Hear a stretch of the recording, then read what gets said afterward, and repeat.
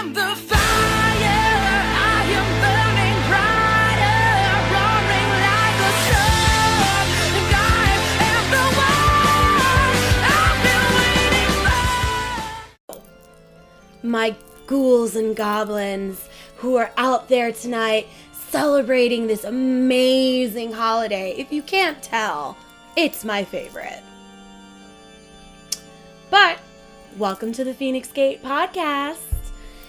And it's our Halloween Spooktacular. I can't wait. I have been waiting all year for tonight, and it's going to be amazing. So, I'm glad you're joining us.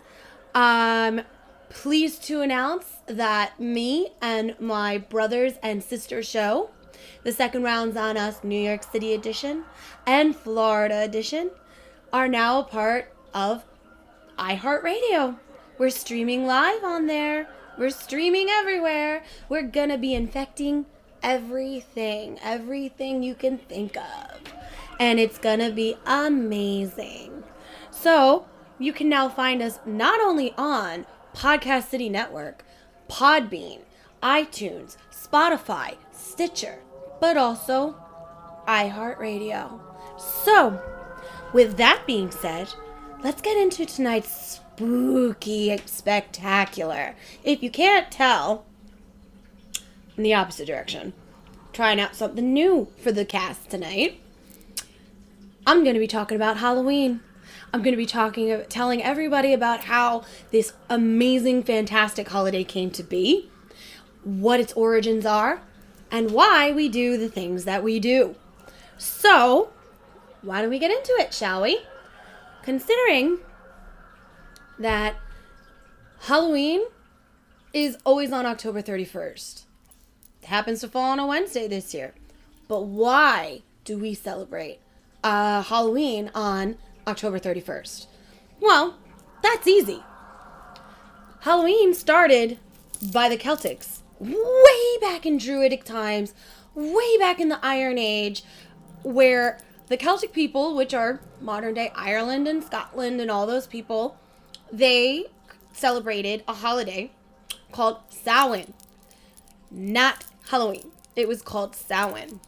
And the wonderful thing about this holiday is it's the witches' beginning of the new year. That's amazing. So if you can't tell, I'm a practicing witch. So for me, this is my high holiday. This is like the one holiday a year that I look forward to more than anything else. And everybody sits there and goes, oh, but you're a cosplayer, so what do you dress up as? Honestly, I don't dress up on Halloween. I dress as myself. So it's gonna be, whatever. If you can't tell with the makeup, these are ancient symbols that are supposed to bring me luck and manifest my ideals for the coming new year. You guys may celebrate your new year January 1st. Mine's October 31st. Either way, so Halloween, it's, cheers to that. I love mead. Anyways, basically, Halloween is a holiday where it marked the end of summer, and it marked the end of the harvest and beginning of the cold time in winter and the long night and the darkness. And they believed on this night, and a lot of people still to this day believe that the boundary between our world and the spirit world became paper thin, and people are allowed to cross over, and spirits and gods could walk the earth. And people really did believe in, they believe their ancestors returned, which is why you'll have in Mexico the Day of the Dead and all sorts of other things. And it's really amazing to see this Celtic ancient witch holiday, druid holiday, just pagan holiday, how it got turned into all these amazing celebrations that we have now. And it's so really, really good. Because honestly, back in the day, when we had no electricity, when we lived in caves and forests and had farms, people actually believed that the spirits crossing over harmed their crops, harmed their they would cause trouble, they would do like all sorts of crazy things. And that's why a lot of the times we did back then and even now they build bonfires, these huge sacred bonfires where the people gathered and they would burn their crops and they would throw live animals in as sacrifices to the deities so that they could basically try to stop the mischief and stop the bad crops and all the bad luck that they believed was going to happen. And they also wore costumes. So you guys think that running around in costumes this year? We started it. So it's actually really cool. And they would wear the animal heads and skins of the animals that they were sacrificing. And they would try to tell each other's fortunes. And it was just like this big party. And when the celebration was over, from the bonfires, they would light all their hearth fires, which is their home fire. And they had extinguished them earlier the evening so that nothing could cross over into their home. But they would take the sacred bonfire flame and relight to help protect their houses and their homes and their families for the coming year. It's so cool. But if any of you history buffs know, the Romans came and took over the Celts and the Druids and all that. So they actually appropriated the Samhain and they turned it into their holiday, Feralia. Now, Feralia was actually always usually in late October, early November, and this was the day that the Romans honored their dead. So if you think about it, it actually, turned into something, they appropriated, but at the same time, it wasn't really that different. So it's actually a pretty cool history. I mean, why not? It's awesome. I like it. Let's see if any of you are actually with me tonight on this spooky night. It's about the Great Pumpkin. Well, hi Tiff, hi Marshall, hi Josh. Thank you for joining me tonight. I know you guys could probably be out partying, but you're here with me, so party with me. Yeah, we'll have a cheers to that. I'm drinking mead, so. And yeah, it is just like the Irish to always be partying, all right? Either way. Anyways, what else? Share me on Facebook, like my page, go to Instagram, give me a follow. I mean, show me some love, guys. Spread the word about the Feinics Gate. Let everybody know what we do. Because, things happen, and it's usually a one-woman show, but tonight you got me. In all of my witchy glory. So, oh, man.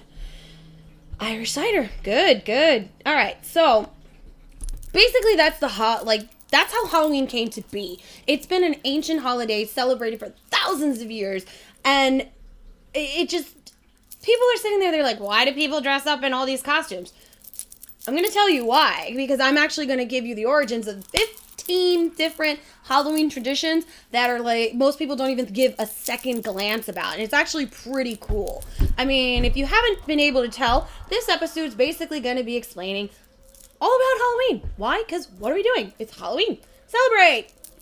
And if you're just joining me, welcome. I'm Jade Feinics. This is the Feinics Gate, and we are coming to you live every single Wednesday, and you can also tune in on Thursdays to my boys in the New York City edition of the Second Rounds, and Saturdays for the Second Rounds Florida edition. You can find us on Podcast City Network, Podbean, Spotify, Stitcher, iTunes, and now iHeartRadio. So follow me on Instagram and Facebook, and follow my friends on Instagram and Facebook. So yeah, there's a lot of plugs going on, guys. A lot of plugs. So let's get into the first tradition. Ta-da! We're going to talk about the origin of the jack-o'-lantern. Most people don't even realize that everybody thinks jack-o'-lantern, they kind of think Ichabod Crane, Spooky Hollow, the Headless Horseman. A lot of people think about that when it comes to, jack-o'-lanterns. Or they think of, I'm going to do a spooky pumpkin and put it on my front door, and teenagers will come and smash it, and woo, all that sorts of fun. Believe it or not, the original jack-o'-lanterns were not pumpkins. they were turnips. So, jack-o'-lanterns also originated in Ireland, and it was we didn't use pumpkins in Ireland, we used turnips. And it was based on a legend about a man named Stingy Jack, who repeatedly would trap the devil and only let him go on the condition that Jack would never go to hell. So, however, when Jack finally did kick the bucket and die, he learned that heaven really didn't want him either because he was an asshole and he did bad things. So, he was condemned to wander the earth as a ghost for all eternity. But his old friend the devil took pity on Jack and gave him a lump of coal to burn for light as he wandered through the dark. So what did Jack do? He took a carved out turnip and used it to light his way. Locals began carving frightening faces into their turnips, and their own, eventually it became pumpkins to scare off evil spirits such as Jack of the Lantern. You know, and people don't even realize this is the kind of cool, spooky history, but we take for granted every year. It's amazing. Well, I refuse to drink turnip beer too. Oh, dude, Josh, we're already on Twitch. I'm not dual broadcasting tonight because after this, I have to go do ritual. So, let's see. We talked about jack-o'-lanterns. We talked about Feralia, which, believe it or not, is a big deal to the Romans because, this picture right over there, that's them honoring their dead. Roman tradition. There's, all over. It's great. Woohoo! All right. I'm still getting the hang of this new little setup, guys, so bear with me. Let's see. Okay. All right. Anyways. So, yeah. Shameless plug. Totally fucking shameless plugging right here on the screen. Oh my god, I love it. Anyways, so what is the next tradition that we're going to talk about that actually most people don't even realize is there? Ghosts. I talked about how the ancient Celts believed that this was the night that the veil was the thinnest between worlds, so their people would cross over. Gods would cross over. Demons would cross over. Now, because of this, it was the transition. People believed that this was the beginning of a new year. So, for them, spirits walked the earth. They came back. They wanted to see any unfinished business or anything like that. Later on, because of Christianity, it got introduced. All Saints' Day got introduced, which is the 1st and the 2nd of November. So, to convert more pagans, they created All Saints' Day to fall right after Halloween. And these missionaries, they wanted this idea of All Saints' Day to honor all saints, honor all the Christian dead. But what about the witches dead? What about the Celtic dead? What about all the pagan dead? But that's why we got Halloween. So they said ghosts walk the earth, and that's why we light bonfires and we leave offerings so that they will leave us alone. One of the big things that ancient Celts would make was something called a soul cake. If you've never made one, they're absolutely fucking delicious. Now, let me see. I think I have a photo of soul cakes to put up for you guys. Give me a second. Like I said, new setup. Still getting used to it. Here we go. These are... Jesus Christ. Okay, those are soul cakes right there. Well, I keep pointing the wrong way. Those are soul cakes right there. They're usually made out of, acorns. You can make them out of anything now, but back then there was probably acorn flour, cloves, raisins, different, little things. And these were offerings that we would make to the ghosts and the dead, and they would, they were supposed to be basically like how in Mexico they have the Day of the Dead, and they have they set up their altar to honor their ancestors, so their ancestors come through and they give them things that they liked in life. Same thing, we offered them food, we gave them crops, we gave them animal sacrifices, and that's how we would appease them. So, this is what's going on here. I'm sorry if I'm like all over the place. Still getting used to this setup. Let's see. All right. So after that, basically, I already mentioned how the ancient Celts actually wore the skins and heads of the animals they were sacrificing, and that's how costumes came about. But one of the other tradition was a ghost wandering the earth. They wanted to avoid being terrorized and haunted, so they would wear the costumes to trick the ghosts. Like, their belief was, if a ghost or a demon cannot recognize me, therefore it cannot terrorize me or follow me home and give me any problems in the coming year. So that's literally what people do to this very day. We don disguises, costumes, makeup, whatever. And so they would be mistaken for spirits themselves, demons themselves, and be left alone. Even though we're still on the plane of the living. And that's pretty cool. I mean, we're talking history here that most people don't even realize. They just say, oh, I'm going to be a sexy cat. Or I'm going to be a sexy mouse. You know, or I'm going to be a demon. Yeah, your costumes come from an ancient tradition, bud. There you go. I think I got a picture of that here. Whatever. I'm failing at this so hardcore. It's fun. I love it. Because I'm honestly really focusing on the fact that I have ritual after this to come in and usher my new year. So y'all gotta deal with it. Let's see. Ghosts and goblins and trick-or-treaters and candy and oh, it's so much fun. We love it. Why not? Why not? Why not? So those, again, pointing the wrong way, ghosts would be tricked by us wearing those costumes. And that's literally what we believed. And to this day, while it's now fun to dress up as something, I mean, you're talking to a cosplayer. I literally dress up almost every single weekend if I'm going to different conventions in different cosplays, like be it whether it's my own characters or my own take on characters, anything like that. So for me, Halloween is the time of the year where I can actually be myself. Hence, this fucking getup. So, I mean, if you guys think it's weird, too bad. Because this is what I do. This is how I am. And if you don't like it, bye. Oh my god. Yeah, I'm fun. I don't care. I talk to myself all the time. Because who else is going to give me expert advice? So, yeah. Don't forget, we would also light the bonfire to keep them away and make our sacrifices. Now, a lot of people probably sit here and are saying, Jade, you're repeating yourself. I know. I'm repeating myself because a lot of these traditions go hand in hand with the other. And that's what makes this holiday so much fun because we've created it in so many ways. I mean, all over the world, Halloween is celebrated in different ways by different cultures.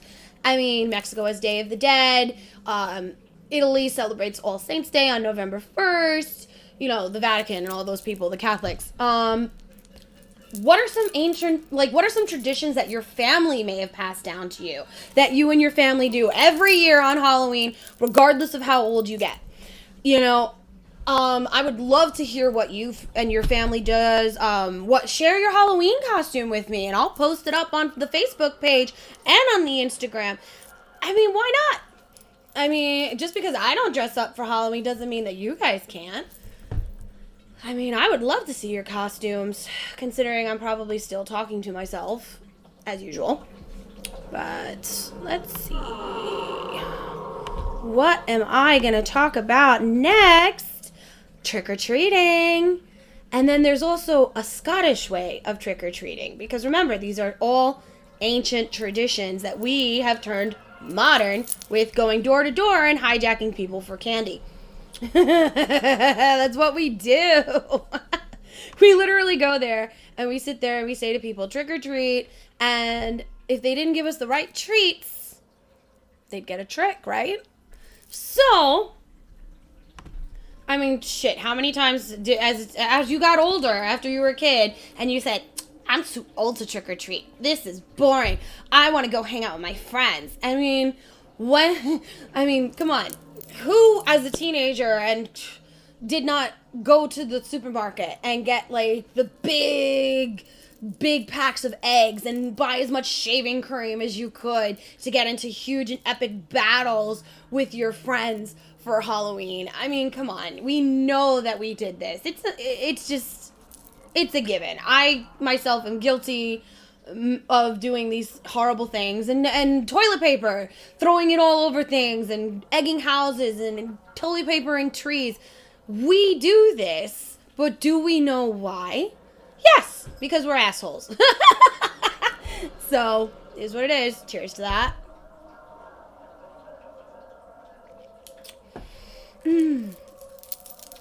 Yeah, you definitely, Josh. Come on, fuck off.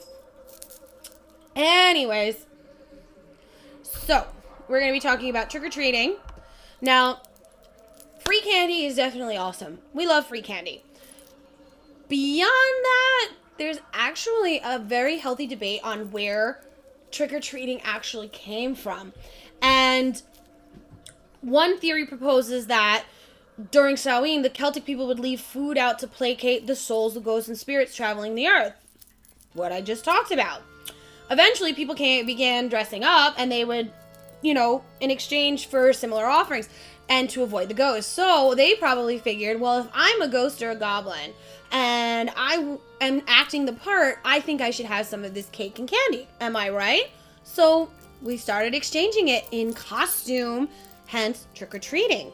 Now, in Scotland, the candy bonanza actually is what is where we stopped exchanging food items like bread and soul cakes and stuff like that for actual candy. And it's a secular version of souling, which is also what they call guising. I'll get into that. Never. In the Middle Ages, soulers, children and poor adults, the lower class, not the highborn, would go to the local homes and collect food or money in return for prayers said for the dead on All Saints' Day. Geisers ditched the prayers in favor of less religious performances like jokes, songs, or other tricks. So, again, where this holiday originally was a pagan practice, people started taking parts of it and using it for themselves. Why not? Go for it. Kill it. I don't care. So now there's also what's called trick-or-treating the American way. Now, our modern trick-or-treating stems from what's called as bell-snickling, which is a tradition of German-American communities where children would dress in costume and then call on their neighbors to see if the adults could guess the identities of the disguised guests. In one version of the practice, the children were rewarded with food or other treats if nobody could guess who they were. The better the costume, the better the treats. So now think about it. I mean, most of the early settlers in the Americas were German, English, Irish. All those people came over into the colonies and built these French Americans. Now, these are all traditions that stemmed from traditions that were in the old countries. So why not bring them here? And that's where we get trick-or-treating American style. Pretty cool, huh? I like it. I mean, it's always cool. I love learning. And on a day like today, if I can spread some awareness of my holiday and, just everything that goes with it and why I love it so much, I will do that. It does not bother me at all whatsoever. I actually thoroughly enjoy it. And if any of you are actually still sitting here listening to me go meow, meow, meow, meow, meow, meow, meow, and not out there trick-or-treating, I mean, it is 9:30 at night. I understand it's a Wednesday, but people have kids and they have lives. I don't know. So what am I going to talk about next? I'm actually going to talk about my favorite black cats. Now, black cats already have a stigma against them here where people believe they're bad luck. I'm telling you right now, if you have ever have the joy of being owned by a small house panther, there is no greater freaking thing to be had. These animals are so beautiful, so amazing, and super fucking smart. Pardon my French. I have one black cat out of my many, and he is quite possibly one of my smartest he's the smartest. He knows how to open doors. He talks to me. I'll be talking to him like I'm talking to you, and he'll meow back at me. I mean, I'm sure it's just a learned behavior, but there's no doubt in my mind that animal is definitely sentient. So when I hear that people actually have legit prejudices to black cats and black animals in general. It actually boggles my mind because I don't understand it. I do not understand how these magnificent creatures, these rare animals, became synonymous with bad luck. So, what did I do? I looked it up. And he just actually jumped into the kitchen where he's not supposed to be. Little brat. So, the association of black cats and spookiness actually dates all the way back to the Middle Ages, obviously the Dark Ages, where the dark little kitties were considered a symbol of the devil. It didn't help that felines' reputations when, centuries later, accused witches were often found to have cats, especially black ones, as their companions. People started believing that the cats were a witch's familiar and animals that gave them assistance in summoning their dark powers.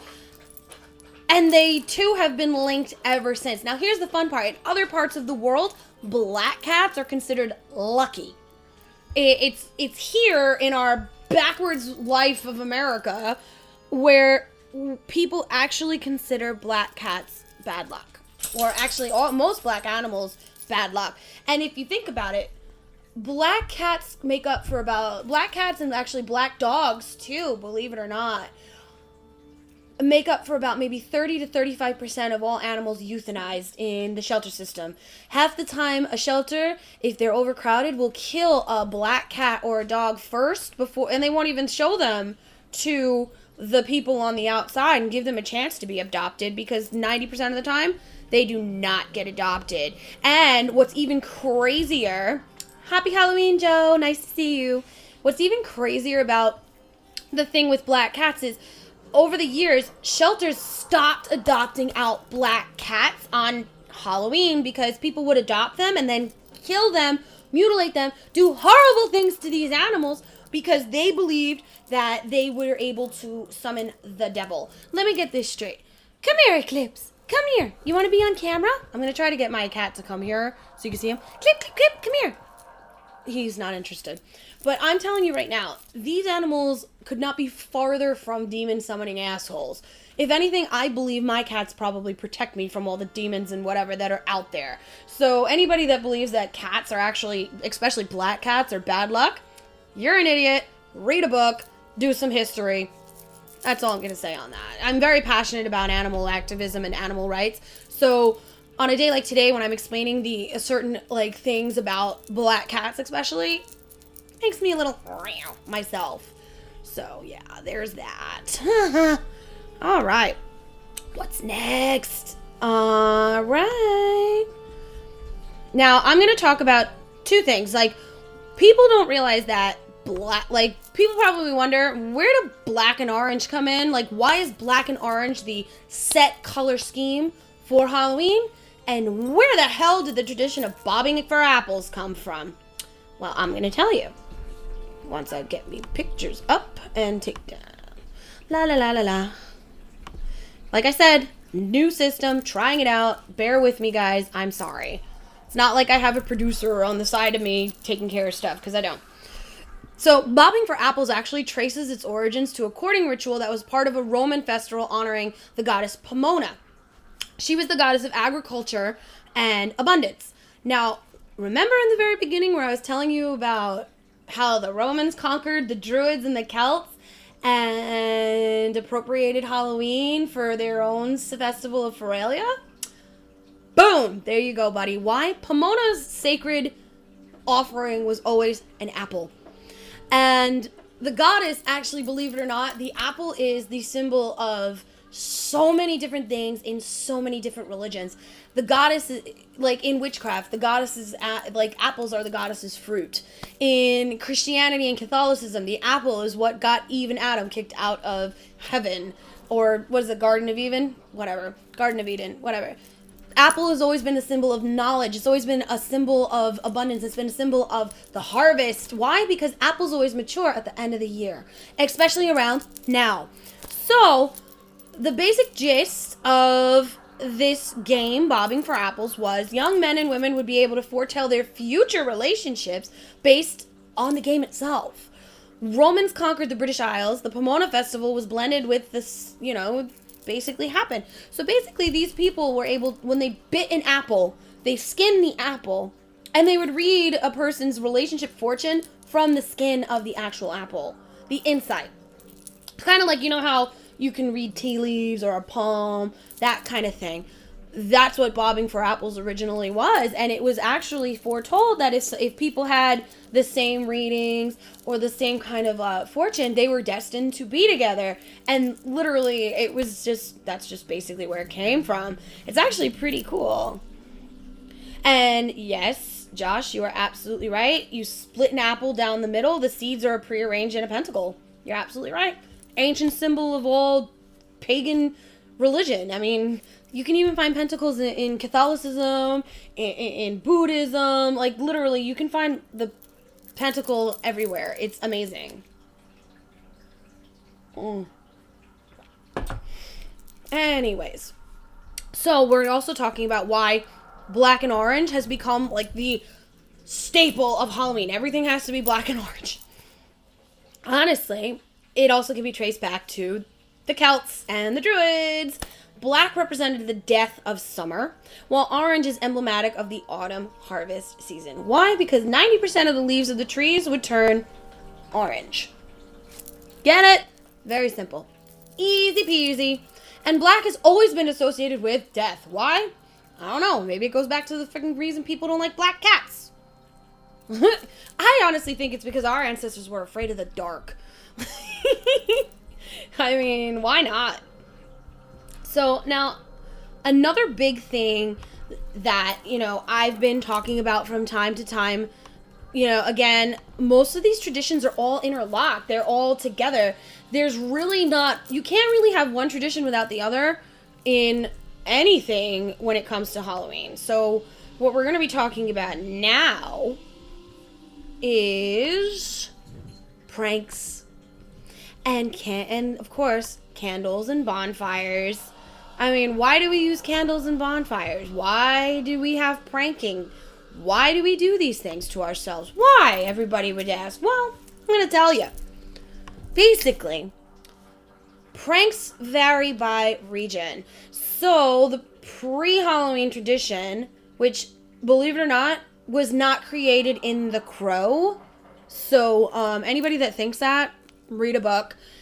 Devil's Night would always fall the day before, or actually I would say, let me correct myself, the night before Halloween itself. So before the big celebration where we would light our candles and do our bonfires and dance around and wear our costumes, Devil's Night.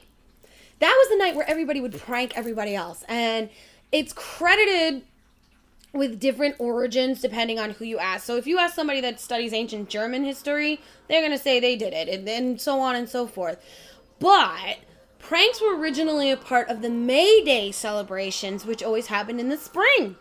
But Samhain and eventually All Saints' Day always seemed to have good-natured mischief included with them. So when the Scottish and Irish immigrants came to America, they brought along the tradition of celebrating Mischief Night, aka Devil's Night, as part of Halloween, which is great for candy-fueled pranksters. That's why we throw our eggs. That's why we use the shaving cream. That's why we toilet paper stuff. That's why, we leave burning bags of dog poo on people's, front porches. This is why we do these things, because it is literally ancient traditions that people think were created 50 years ago. No. These are traditions dating back to the very dawn of our beings, guys. Understand that. Know it. The better, what is it? The more you know. Bling! Okay? So that's pranks, basically. And bonfires and candles? Didn't I mention this several times already? God, Jade, you're repeating yourself. What's wrong with you, you dumb bitch? Kidding. So, yeah. Bonfires and candles. So, bonfires and candles, basically, candles are more apropos in places like cities and whatever. Most of the time, you do not have towering bonfires here in New York City. I mean, trust me, I'm sure we could do it, but I don't think the fire department would like it too much. Just saying. But this is always an integral part of Halloween, because we had to light the way to the afterlife, and the only way these spirits would go away or leave us alone was by firelight. So what did we do? We lit candles. We did bonfires. As I mentioned earlier, in the beginnings, origins, and the traditions of Samhain, we had these sacred bonfires to help light our hearth fires to keep away bad spirits and bad luck for the coming year. These are integral parts of who we were and who we are. I mean, I know for a fact that in London in England they have bonfire night.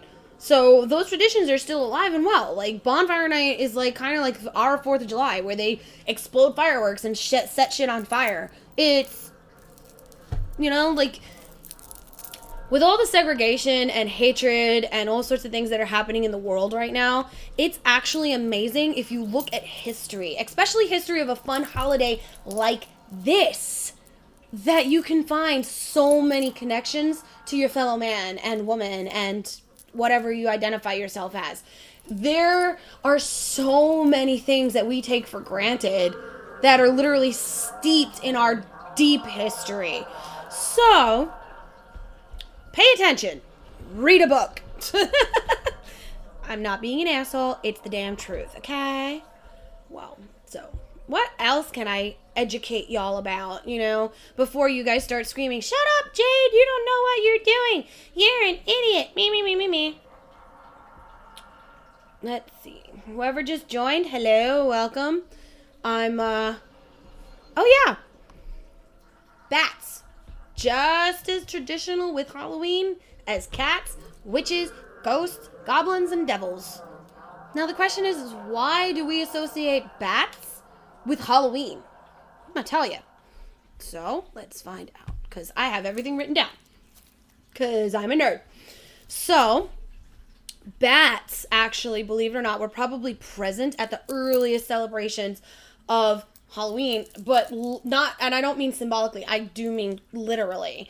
I mean, we're celebrating a holiday at night in the woods. We're gonna have wild animals. So, the Celts, when they lit the big bonfires, what does that attract? Moths, mosquitoes, insects. So what will that in turn attract? Bats.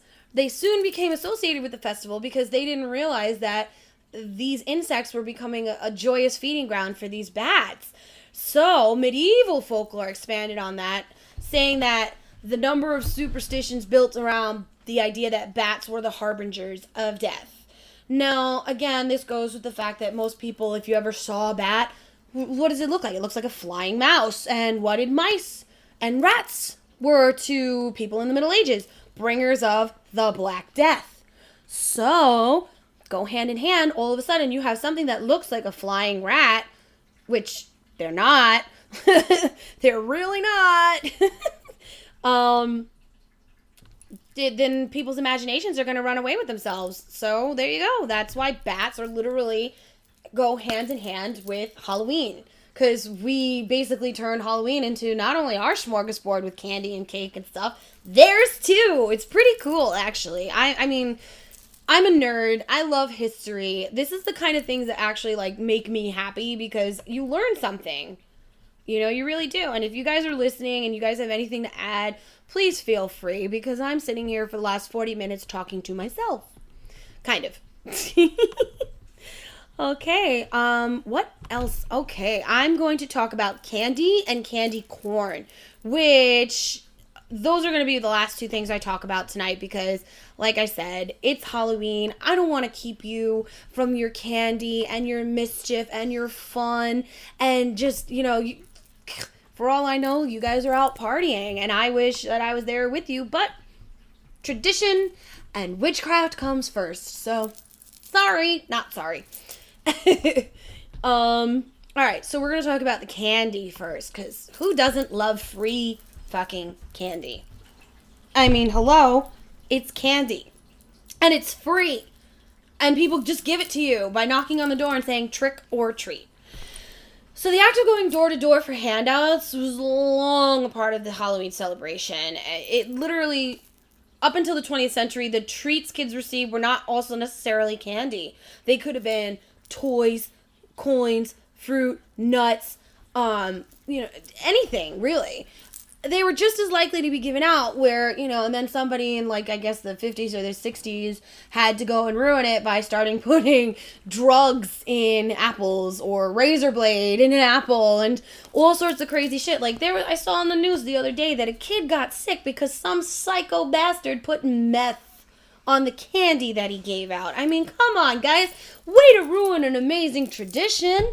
All right, so basically the rise of popularity in the 1950s inspired candy companies to basically market Halloween-style candy, which is the small, individually wrapped pieces of candy that we get in our bags now. People are obliged basically to go to the store, pick up a big bag of these candies to avoid these kids coming and basically tricking them later with eggs and stuff and toilet paper. So it became convenient for the candy companies to have these tiny little snack-sized individual bags of candy, and it didn't dominate all the candy didn't dominate until like basically the 1970s, where parents, because of a couple of assholes, started fearing anything that wasn't wrapped. So like I remember as a little kid, I would go, trick-or-treating with my mom or whoever was taking me trick-or-treating that year. And basically, at the end of the night, what the hell? My cat. Scary. At the end of the night, we would go through, hi, Alex! Lex on Dex is here. Lex on Dex. What up, buddy? Happy Halloween, my friend. Yeah, dude, I hated when you got the bag of pennies. Josh, I totally agree with you. Or if you ever, God forbid, went to somebody's house and they would hand out the toothbrushes. Oh, my God. But I remember, like I was saying, growing up, my mom and I and my brother and my sister would dump our candy out at the end of the night, and we would go through the candy. And anything that was not wrapped, my mother would throw away.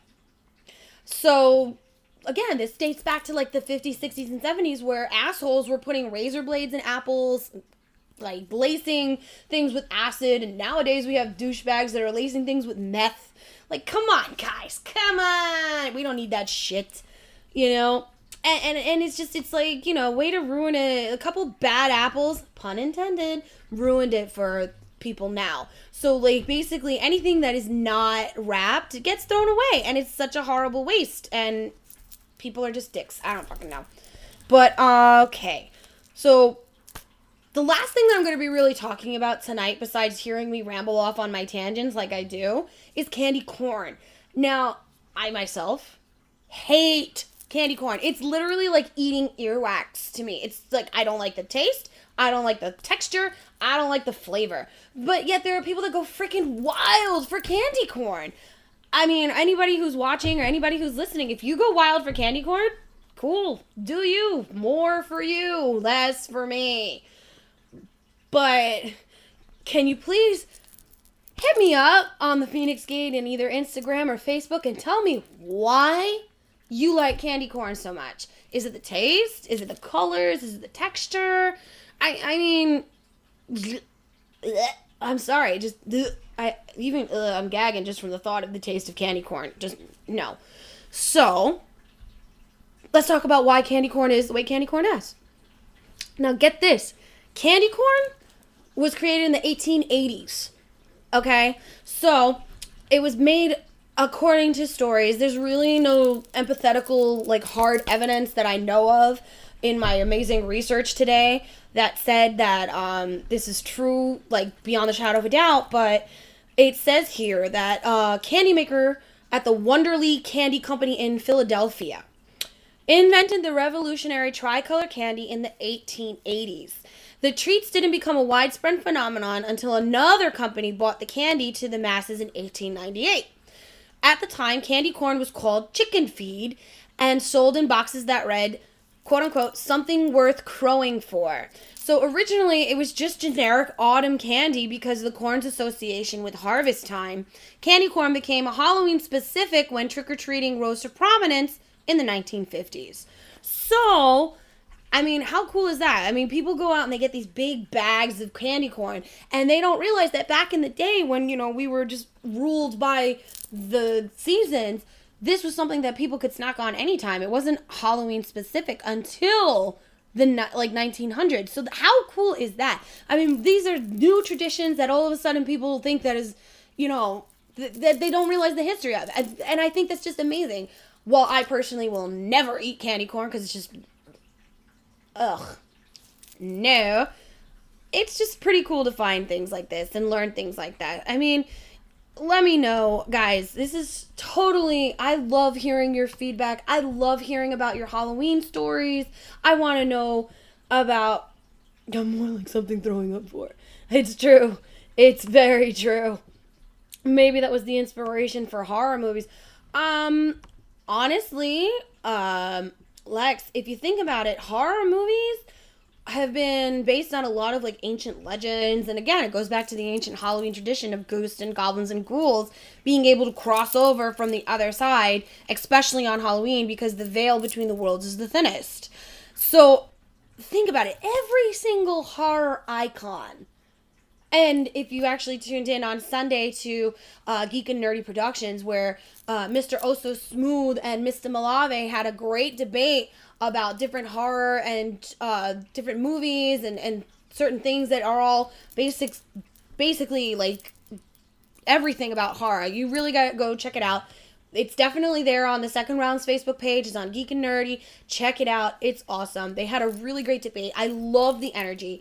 But they did discuss horror and the horror genre. And honestly, I think that a lot of it was inspired. A lot of horror movies are inspired by different legends.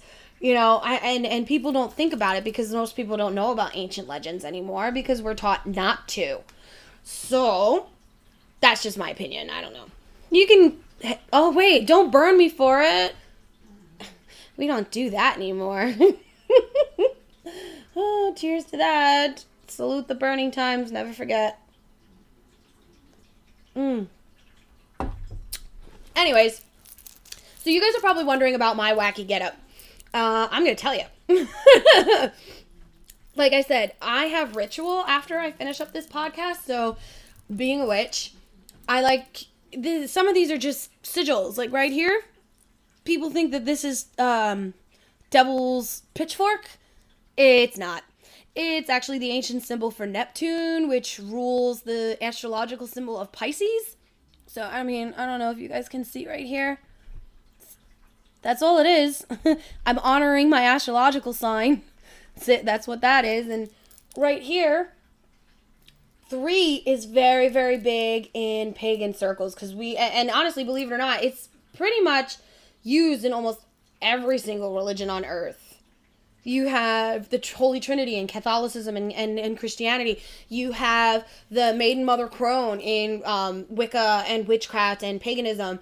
I mean, the rule of 3 is such a prevalent thing. So what do? I honor it by having 3 slashes right here. And right here, too, as well. 3 slashes, and then you have Maiden. Well, actually, it goes Maiden, Mother, Crone on each side, which is, it's all witch symbols and witch things. And right here, since it is Halloween and we're honoring the dark goddess Hecate and all the dark goddesses and Morgan and all of them, again, moon symbol.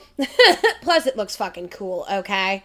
So, and then of course I have my, guys, I don't know if you guys can see it, like I have pentacles here. I have my special stones that I'm wearing. Literally, everything I'm wearing has a meaning. Everything I'm doing tonight in ritual will have bearing on the rest of my year from today until October 31st, 2019. So that's why it's very important to people like me who practice to make sure that we clear all the energy from the last year, whether it be good, be bad, be positive, and open ourselves up to the coming the energy of the year. Plus, it's also the turning of the wheel. The wheel has gone full circle. We have come to the beginning and the end, and we honor that. And that's basically what I'm going to be doing. And I know I'm rambling, but I'm trying to give you guys a little bit of, information before I go. And if you're catching the playback of this later, being like, what the hell is on her face? Like, this bitch is nuts. I'm not crazy. I'm just a little mad. So, guys, thank you so much for tuning in with me on your Halloween. I hope you don't get bellyaches from eating all of that delicious candy. And tune in next week on Wednesday where I'll be bringing you issue number 16. I don't know the title, like basically what I plan on doing just yet. I'm going to keep it a surprise. I'm all about spontaneity, but if you guys have any ideas for something that you want me to talk about, or something you want to cover, or if you want to be on the Feinics Gate, drop a line. Let me see. I'm going to put that little sticker thing back up. Let me put it back up because, you know, that was awesome. If I can find it. Here we go. As I'm like sweating like a pig. It is so hot in here. And on top of that, I'm drinking, which always makes me sweat. So, yeah. Like I was saying, leave me love. Feinics Gate on Instagram, on Facebook. Subscribe. Send me a line. DM me. Let me know what your Halloween traditions are. Send me a picture of your costume this year. Hell, tell me what's your favorite candy if you want to. I am so open. I love you guys.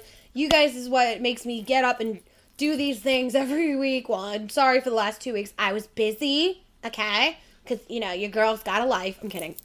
And then, drop me a line. Let me know what you guys did for Halloween. Let me know if you hit up any epic parties. Just talk to me and let me know if you guys have any ideas for next week's podcast. And if I like your idea, we'll talk about it. And if you ever want to be featured on the show, drop me a line. Like I said, subscribe.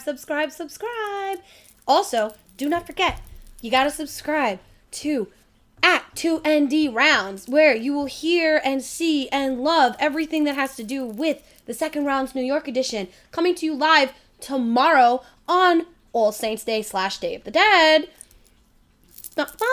They're coming to you live tomorrow, and then you got the Florida edition, which comes live on Saturdays, and you also have to check out every single one of the amazing podcasts that are on Podcast City Network. There are so many good ones, and if you're in for spooktacular things, because it is Halloween and All Saints Day, we got paranormal shows, we got ghost hunting shows, we got sports shows, we got wrestling shows, we got anything and everything that could make you happy is on Podcast City Network. So, check it out. Check out my peoples. Check out my brother and sister show, the Second Rounds, Florida and New York editions. They're coming to you live tomorrow. And with that, I'm going to say blessed be, merry meet, merry part. And I'm going to go and do my ritual now because this witch has got to get her magic on. Because I'm a dork and that's what I do. So, I'll see you guys all next week. Drop me a line if you have any ideas for something you want me to cover. Like I said, subscribe. Okay, bye. Love you, bye. Mwah, blessed be. Ta-da.